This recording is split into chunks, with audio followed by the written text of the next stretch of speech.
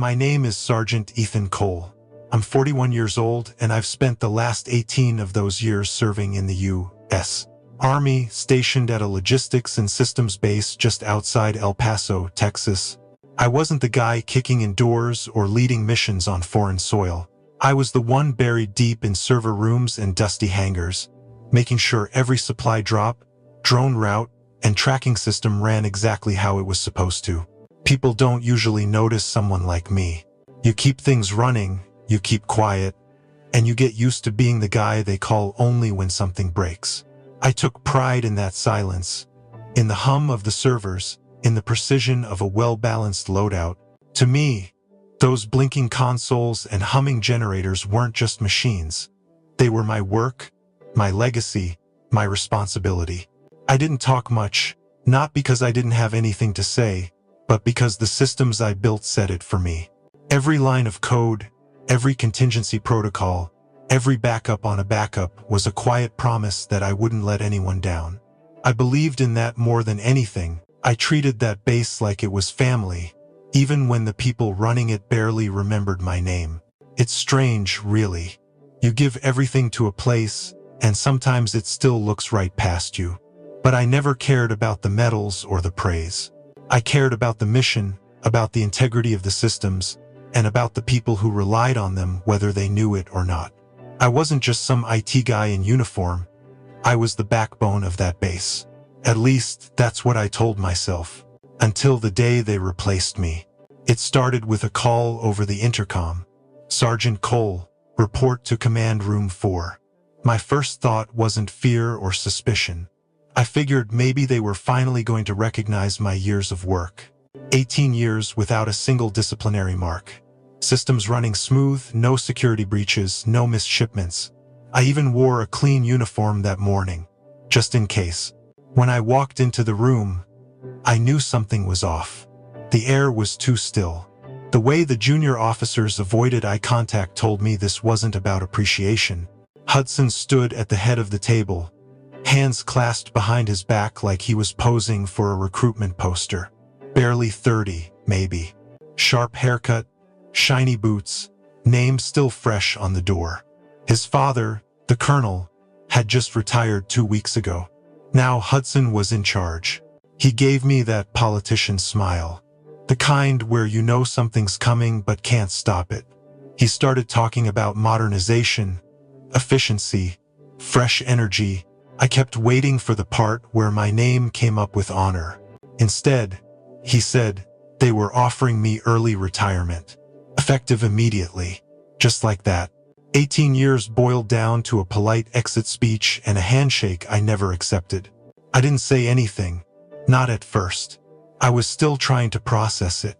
Hudson barely paused. He said it was nothing personal. Said a younger specialist named Garrett would take over my role. Garrett, the same kid I trained last summer, who once confused a backup firewall with a printer port. Hudson called it a strategic restructure. I called it betrayal. He didn't ask for my feedback. He asked for my credentials, my clearance codes, my access tags, all of it. Garrett sat in the corner, typing on a tablet, not even looking up. I handed everything over, each piece heavier than it should have been. The room was silent. No thank you, no ceremony. Just Hudson moving on to the next agenda item while I stood there like a ghost at my own funeral. I walked out without looking back. Every step felt like it echoed.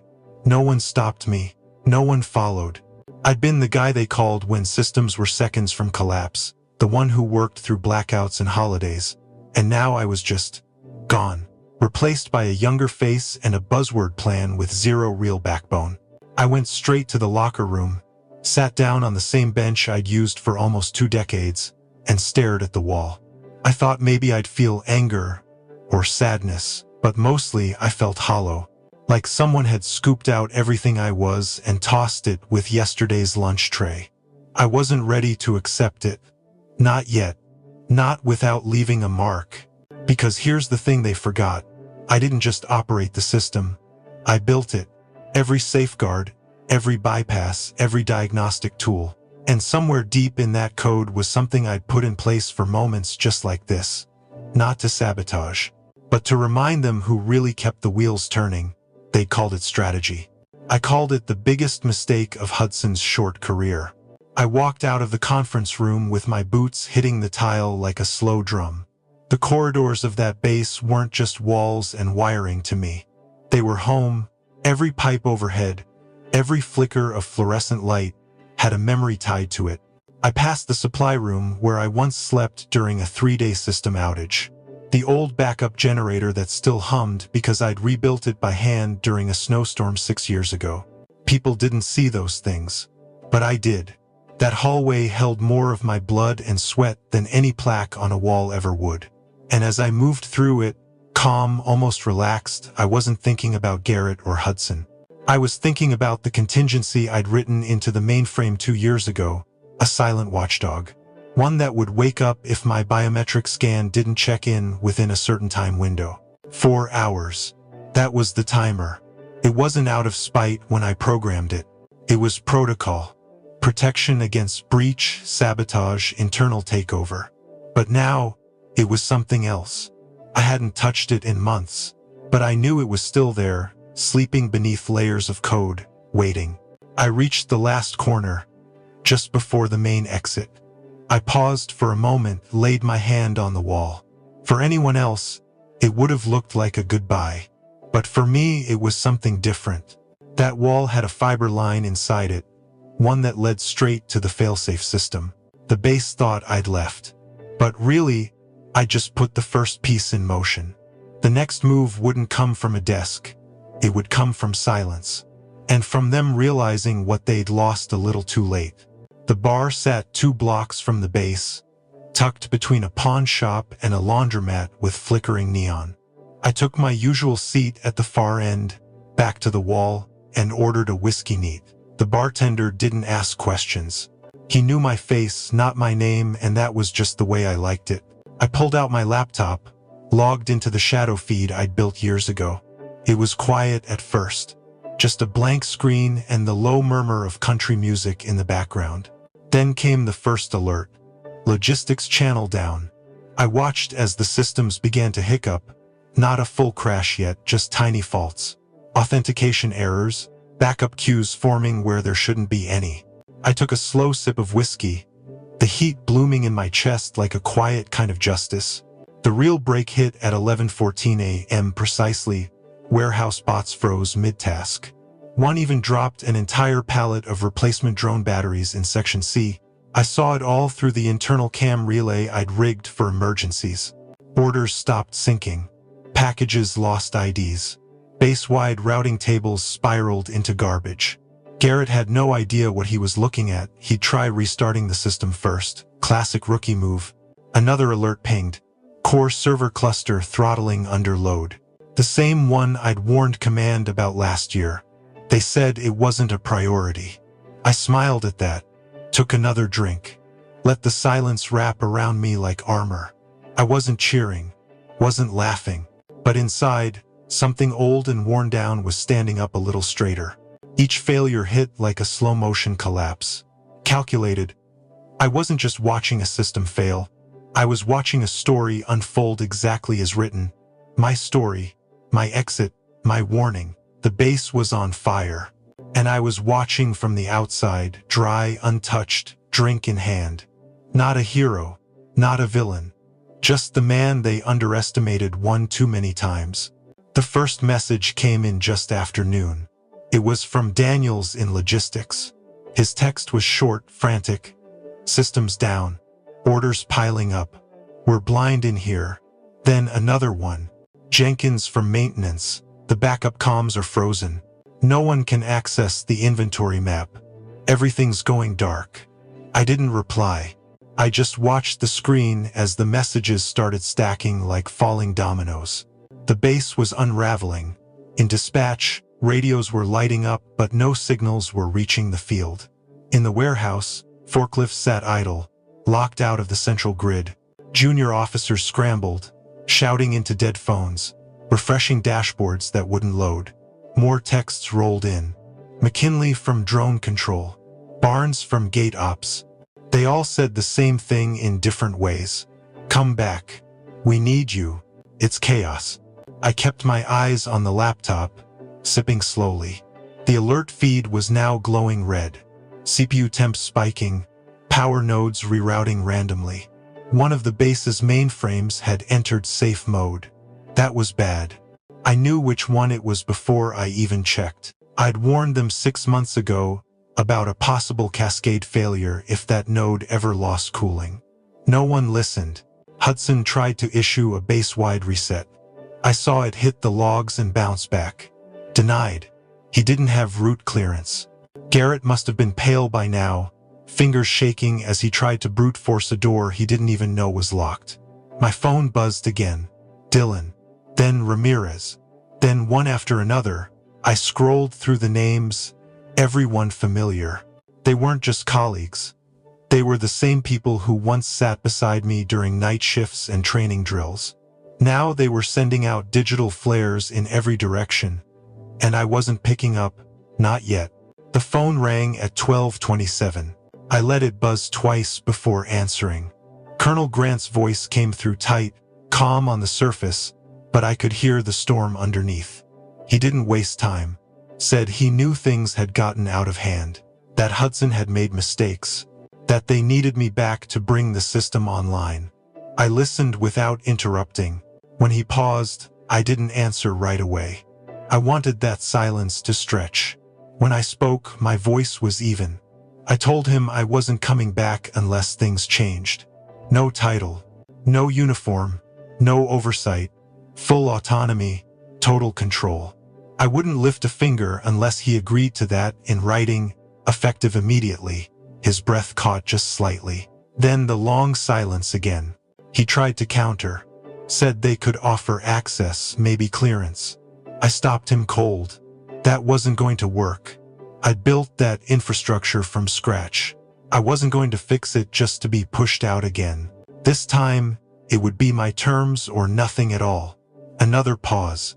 Then the words I expected. Fine, you'll have it. Just get here fast. I ended the call with a nod he couldn't see. That was the moment the balance shifted. Grant wasn't calling a soldier. He was calling the architect. And now I wasn't reporting for duty. I was being summoned. I pulled into the lot at 13-3. The guard at the gate didn't salute. He just nodded, eyes wide, like he'd heard what was coming and knew it was me. I stepped out, boots hitting pavement like I hadn't left a footprint here for 18 years. The air felt heavier, not with heat, with pressure. Inside, the halls were dead quiet. The kind of quiet that only happens when every system has failed and everyone's holding their breath. Dave was already waiting at the command center door. He didn't say anything, just handed me a tablet and fell in step beside me. I could see it in his face. He hadn't doubted I'd return. Inside the ops room, it was like walking into a battlefield with no bullets, just blinking monitors and frozen feeds. Hudson was standing near the back, alone, pale, his posture stiff like he didn't know where to put his hands. I didn't look at him. I went straight to the main terminal. Fingers flew faster than thoughts. I knew every line of code like my own handwriting. Dave activated backup relays while 2 junior techs reconnected drone comms. Every action was efficient, quiet, focused. One of the warehouse feeds came back online. Then another. Lights flickered to life across the boards like a pulse returning to a flatline. Robotic units in the northern bay reactivated first. Their servos hissed softly, arms twitching back to programmed paths. Forklifts started to move again. Conveyor belts crawled, then accelerated. Someone in dispatch gasped. You could feel the shift, like the building exhaled. And then, it happened. The kind of moment you don't choreograph. It just happens. The entire ops team stood still for a second, eyes on the screens, hands frozen mid-motion. Then, quietly, one of them clapped. Slow once. Then another. Not loud, not raucous. Just a ripple of silent applause. No cheering. No speeches. Just heads turning toward me. Not as a soldier, not as a technician, but as the one who saved their system. Again, I didn't acknowledge it. Not directly. Just kept working, syncing the firewalls, locking in redundancies, verifying data flow integrity. Because that's what needed to be done. That's what I'd always done. In the corner of my eye, I saw Hudson, still frozen. No one looked at him. No one asked what he thought. Because he didn't matter now. I gave Dave a quick nod, signaling the last diagnostic passed. We were green across the board. I could have stood there longer, soaked in the moment. But that's not who I am. My reward wasn't the applause. It was the hum of servers back online. It was the quiet, satisfied breath of a system that trusted me again. And in that silence, with every eye on me, I realized something deeper. I wasn't just the one who fixed the system. I was the system, the backbone, the one they never saw until everything went dark. And when the lights came back on, I was the only one standing in the center of it all. Colonel Grant showed up 10 minutes after we stabilized the last node. He didn't yell, didn't posture, just looked around the room, saw what I'd done, and came straight toward me. His expression was all business, but the sweat at his temple told the real story. He asked if I'd consider staying on, said the base needed someone like me to keep things together. I shook my head. I wasn't going to be their fixer on a leash. Not again. I told him I'd consider staying, but only as an independent systems partner. Full operational control, no chains of command, no uniform, no more reports or sign-offs from junior officers who barely knew the difference between a breaker panel and a server rack. If they wanted the system to thrive, they had to give it to the one who built it. Simple as that. Grant's jaw tightened. He didn't like it, but he knew he had no real cards left. Hudson had burned the trust. The chain of command was fractured. I was the only one standing in the rubble with a clear map forward. He said he'd draft the agreement, that we'd revisit it soon. I told him he had 1 week, then I was gone. On my way out, Hudson tried to speak. Some awkward mix between apology and small talk. I didn't stop walking, didn't shake his hand. I'd seen enough young men like him, mistaking confidence for competence, carrying legacy like it was a birthright. He was never the enemy, just a symptom. But I wasn't going to make him feel better about what he'd broken. I stepped outside into the sharp light. The air smelled of dust and engine grease. Familiar. I looked back once. The base was still there, still running, but it wasn't the same. Not to me. Not anymore. I didn't belong to it now. It belonged to me, or it didn't matter at all. I had walked into that place as someone they dismissed. I walked out as the one who held the key. Let them decide what that meant. I wasn't waiting anymore. The sun dipped low behind the hills, casting long shadows across the dry grass outside my porch. I sat there with a glass of cold water, boots crossed, watching the light fade behind the outline of the base. It looked small from this distance, just metal and fences, but I knew better. That place had almost swallowed me. Years of sweat, quiet nights fixing things no one saw, mornings that started before dawn and ended in silence. I didn't win anything today, not in the way most people would define it. I just held my ground when it counted, made sure the system I built didn't die in the hands of someone who didn't respect it. I didn't need their applause, didn't need the new contract. What mattered was knowing I was still the one who held the soul of that place together. Whether I ever walked back through those gates or not didn't change that. Some things once earned don't need to be proven again.